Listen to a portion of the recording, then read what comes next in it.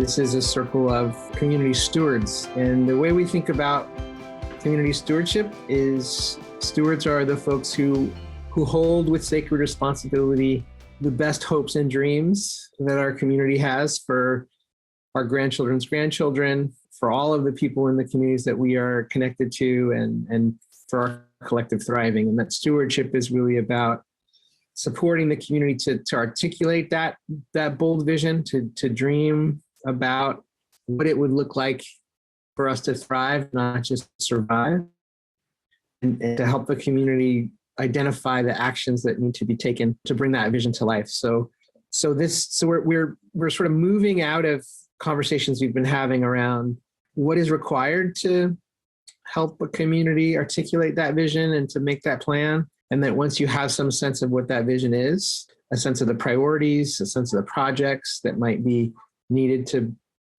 bring the community's vision forward, and a sense of the costs that might be associated with that. What kinds of financial resources might the community need to bring the vision to life?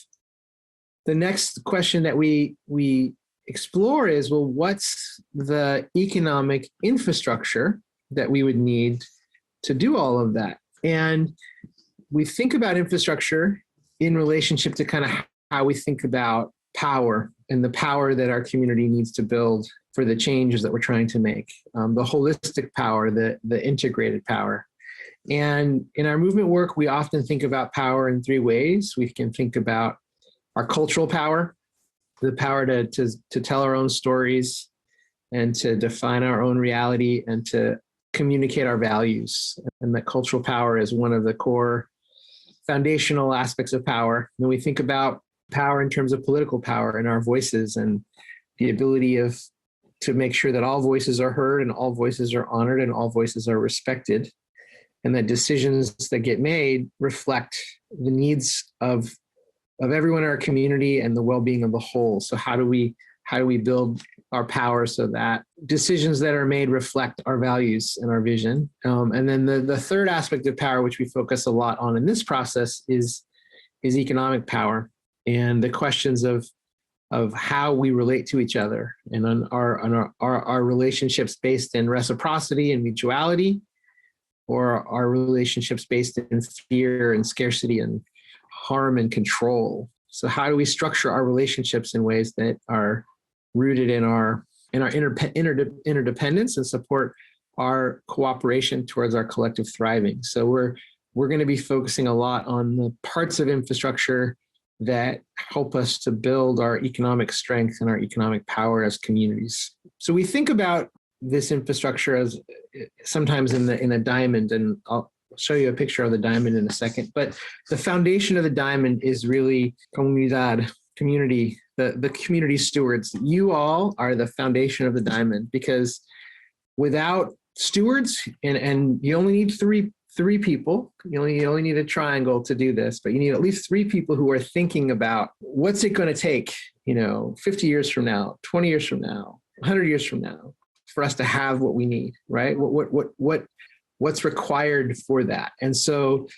often that work gets held in the institutions where our culture happens, where our artists and our storytellers and our healers and our wisdom keepers, the infrastructure that is created to support that. And our community organizers, our community organizations bring folks together to vision and dream and heal and create, right? That the foundation of all of this is we have to be able to come together as a community on a cultural basis and on a political basis in a good way if we want to really have a solid foundation to build an economic strategy. So community is the foundation of the triangle, of the diamond. And then the next part of infrastructure is just space to create, because the community has a vision and they want to create, and we need space. And space starts with the land, starts with our relationship to the land, the health of the soil, repairing the harm that's been done to the land, and claiming space. If you want to dance, you need a dance floor. If you want to do a mural, you need a wall. You need space. We need space to create. And so the first thing we have to do in our work of building economic infrastructure is reclaim space. space that's been taken from us and from our peoples in so many ways. And one of the pieces of infrastructure that many of us are looking to is the land trust as a vehicle or a mechanism for communities to reclaim and retake the space we need to create what we need to create.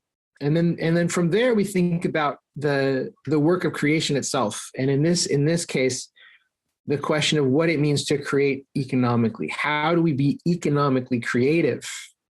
What are the practices of economic creativity? How do we grow and interact and cooperate in ways that produce solutions and create value that can strengthen our community, right? So what's the practice of creation? And we think about the incubators and the accelerators and that are helping our communities to build out our cooperatives and create new kinds of economic enterprises. That those entities and the co-op incubators especially are really essential pieces of core community economic infrastructure. The CDCs that are working with us to move forward the vision that community has for just transition. So there's institutions whose job it is to support our economic creativity and our economic cooperation. And that's another essential piece of infrastructure. And then the last piece is our community's ability to steward and govern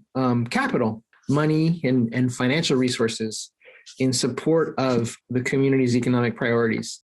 And one of the places that many of us look to there is our loan funds. And we're going to get a chance to hear about how our communities have been building out these revolving loan funds through the Seed Commons and through Climate Justice Alliance and the Reinvest in Our Power network, that the community is also taking stewardship, not just of the land, not just of the space, and not just of our enterprise, but of the financial resources themselves, so that we can direct resources towards community priorities. And hey, everybody. I'm Dom. I'm a worker owner with Earthbound Building. We're a construction cooperative based in Southern Maryland, and we focus mainly on infrastructure for farmers. So Earthbound was born sort of out of the movement space. There's an organization that some of you might have heard of called Black Dirt Farm Collective. Black Dirt Farm Collective has been organizing. It's like a collective of farmers and educators and mamas and all sorts of folks who have been organizing Black and brown farmers, a lot in the mid-Atlantic, but really across the whole US for the better part of a decade now. Through a lot of that organizing work and community work, it became really apparent that something that folks needed, a lot of these farmers, small-scale farmers needed, was affordable and durable infrastructure to kind of sustain what they were doing, or to scale up production and hire more people, and et cetera, et cetera.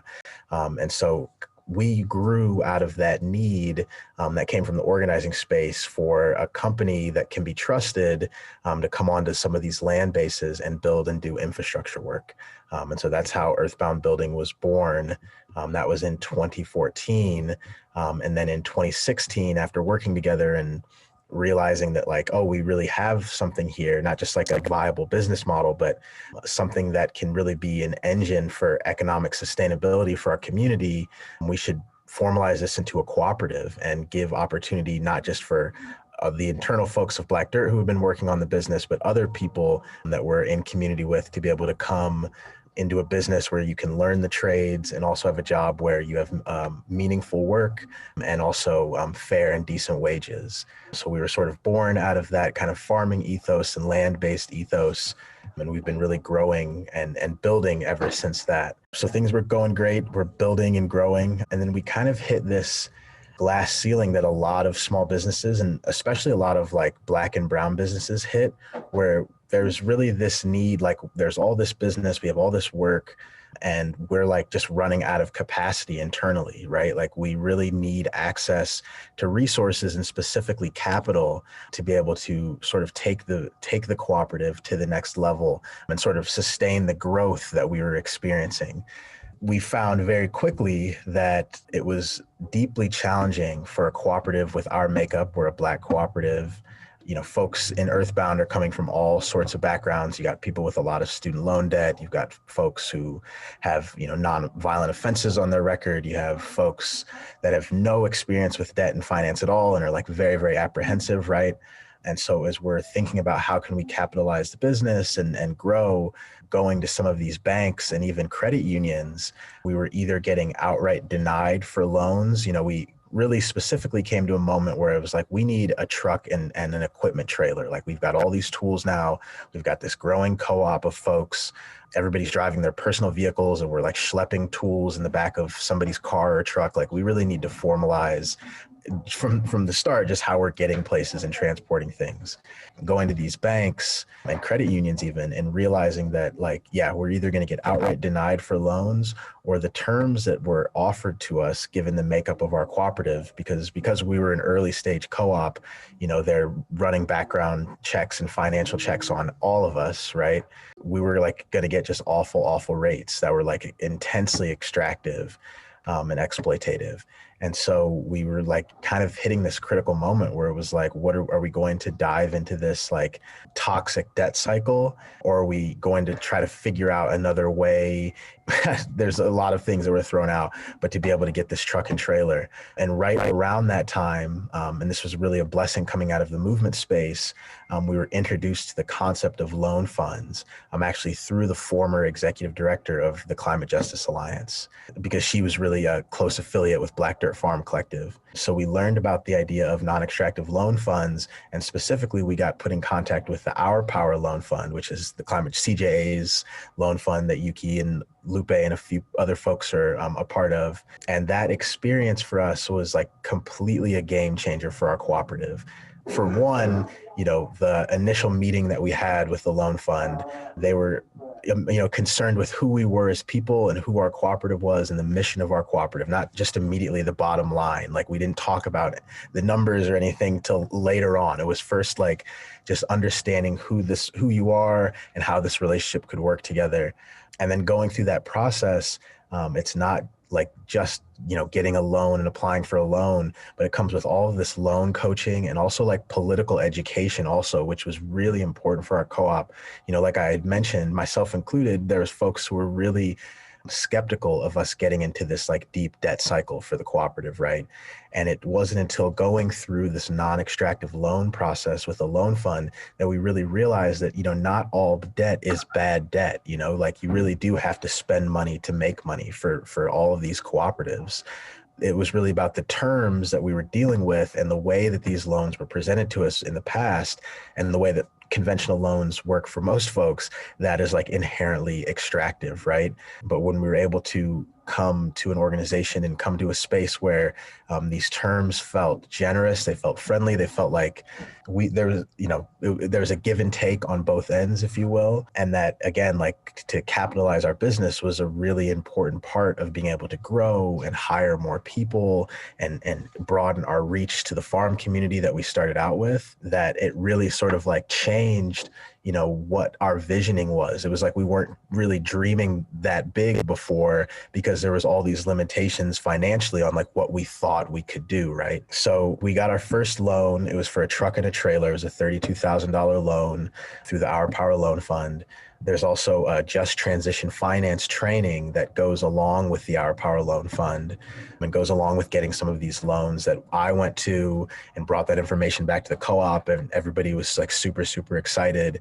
And so we're like now starting to really dream bigger. Like, okay, we were able to finance this truck and trailer and we're able to pay back on it. And if there's ever an issue with like having a slow quarter or profits are down during a certain period of time, the Our Power Loan Fund is not going to come and take our truck and trailer away from us. Like, we're going to be able to work together and figure out some solution.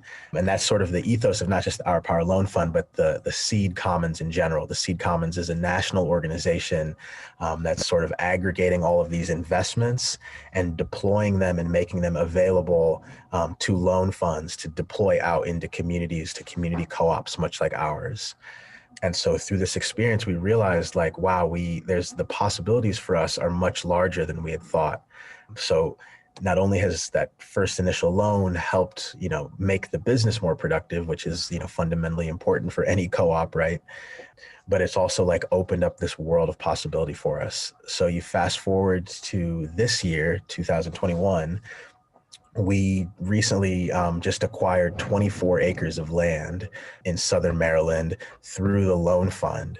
Because our cooperative was, able to stay on its feet and be sustainable and get all this amazing support from the Our Power Loan Fund and from the Seed Commons, we're able to grow the business to a point that we could afford this large loan for land that would have otherwise been completely unattainable for us. Like the land was $425,000 when we were able to get a loan for that amount. And it's, as I'm sure everyone on this call who's working in these spaces and working to get land know, like the land is really the engine that can drive, so many other things afterwards, much like Taj was talking about. One thing that's really beautiful about the land space and about how we were able to go about securing the land as a cooperative and doing it through our business is that now this land space, because we don't need 24 acres, honestly, for ourselves as a business. Like we just need a small plot that we want to put up a workshop on.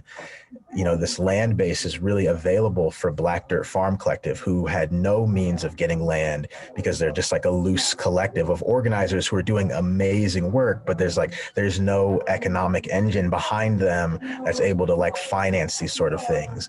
But our co-op was able to do that. And now collectively, we have access to this 24 acres of land that we have, huge dreams and goals for this land space. We want to do some affordable worker housing on the land.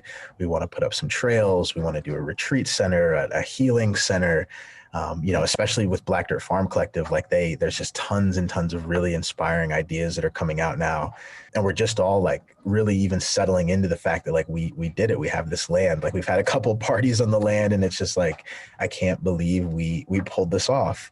And it's all through like creating that economic infrastructure as a cooperative and leaning on the support of loan funds and all the great resources out there. There's not just loan funds, but there's tons and tons of great resources for cooperatives that can help with technical assistance and all that sort of support. Kind of going through that process to now, 5 years later, we have land, and it was all because of that. And now the land can be a springboard for so much more. We want to buy a sawmill, be able to employ some folks to be cutting lumber on the land. There's a whole, like in 24 acres, there's a whole maintenance piece and preservation of trails and things like that. And we're going to be able to hire folks from the community to work on and work through, and so many other ideas that are coming off of that too. Like folks want to have a farm there and a community kitchen space and all these other things that are sort of springboarding off of us getting that land and being that engine that can drive so much more. So it's like, it's almost a snowball effect. You have one co-op or two co-ops that are able to pool resources and do something cool, and then it can facilitate so much more for the community. But that's just a really quick and dirty sort of rundown of how Earthbound began, the sort of our genesis, to getting our first loan and going through this like really deep political education experience with Our Power Loan Fund, to now actually getting a huge loan for land. And our next loan is hopefully for a workshop, and we have like a lot of big plans. And so it's all come out of that space of like creating that economic engine, that economic infrastructure.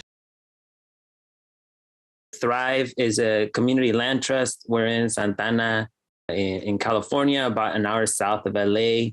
Ahachiman and Tongva land. Largely, we are immigrant communities here in Santana. Myself, I'm from Mexico. A lot of folks here in Santana are from Mexico, about 70% Latinx city where we live. What brought us to this work around land justice was the experience of our own displacement. I became involved through a cultural center here in Santana called the Centro Cultural de Mexico, which has kind of become a hub of organizing against displacement in different ways, through culture, through music, and more started intersecting here in Santana with folks that are fighting for housing, folks that are fighting for open space, and very much also connecting with the local urban farming movement. Was feeling a lot of what Dom was sharing, and feeling like that's very much where we want to be as well. Our first piece of land that we have obtained in our land trust is for a micro farm. And in looking for help in building it out, what Dom is describing is like, that's what we need. That's what we need over here. And I'm feeling very much this idea of our ecosystem. Our ecosystem is not as strong where we live yet, but we're building it out, and connecting with y'all is a big part of doing that. So a lot of our organizations that have organized against displacement along the same values, putting impacted folks, putting residents at the forefront of our work, working with low-income neighborhoods to articulate what is our vision for development. So these have been the driving forces of our organizing in the last 15 years or so, which led us eventually to form our land trust. So in Santana, there's a great deal of publicly owned land that is vacant, that the city displaced all kinds of local businesses and residents in different development projects over the last 20 years. Fortunately, we've been able to push against these projects and kind of stop, at least to some extent, the further displacement of our communities. And now there's a lot of remnant land. And so part of our strategy with our land trust is to be able to vie for control of that land, and the make sure that the development that happens there is in benefit of local residents and neighborhoods who historically have been excluded from the development process. Like I mentioned, we were able to obtain our first piece of land. It's a 3-acre parcel, and we went out into the neighborhood, going door to door, organizing also cultural festivals, community art projects, all of these different ways where we invite local folks to take ownership of the space and take ownership of the development of that space, and always asking, always approaching folks, wanting to hear what their experience is, what the needs that they identify in their neighborhoods are, and also what is the knowledge and the experience that those folks bring to the table, which is huge. And in our community, we hear a lot about folks that know about growing food, that know about selling food, and we have all kinds of experience and talent and knowledge in our community around those areas, which is why we decided that, a local micro farm space that will also have some vendor space for local co-ops. We have a lot of folks forming food co-ops, desserts, homemade traditional ice cream, all kinds of folks that are using these economic strategies as a way to push back against our displacement. We're hoping to offer space for these folks. It's called the Walnut and Daisy Community Microfarm. Also feeling very much the experience that Dom, you were mentioning, as we go into the financing world, in order to get this project off the ground, and at the same time, we're continuing to fight for access to the rest of the land in our city. It's been a really interesting experience as community groups, talking with different institutions. With Seed Commons, we've had a really, really great experience. We're also actually receiving a construction loan from Seed Commons. That's one experience. But on the other side, the experience with other types of banks, even the types of banks that are supposed to work with the community, like the small business, the SBA loans, even sometimes the CDFIs that are supposed to work with our communities, we don't always get the terms or the treatment that our community is asking for. And I remember at one time with one of these SBA loans that we were looking into, having to tell the person I was talking to, you don't have to talk down to us. A lot of times the way that they treat us is like, we don't know what we're doing. I'll bite, it's a little bit true. We are learning about these processes, and we're straightforward about the knowledge that we do have, and the things that we're learning to do. And at the same time, that's not a reason for these institutions to treat us the way that they do. And so we've had a lot of good conversations regionally with other community land trusts in LA and in California. How do we negotiate these relationships with with lenders, with CDFIs. I'm pretty excited about all this work that is happening. So, hi, I'm Yuki. I go by she, her. I work with the Climate Justice Alliance. I also live on community land trusted land in a housing cooperative. And I have a background in environmental justice organizing here on Tongva territory, otherwise known as Los Angeles. And it's great to see you all and be here with you all. So I'm just gonna say just a little bit about a background of like how we got into this work at CJA, and hopefully it won't be too long. It'll be a very quick history. But when Climate Justice Alliance was formed, you know, we a lot of the members kind of collectively went through an alignment process and really dug into kind of building out this framework, which some of you all have seen. Like, you know, a lot of you probably have seen this framework around moving from extractive economy into regenerative economy. And one of the key elements was like that we recognize is that we need to be organizing to move the money, right, from the extractive into regenerative.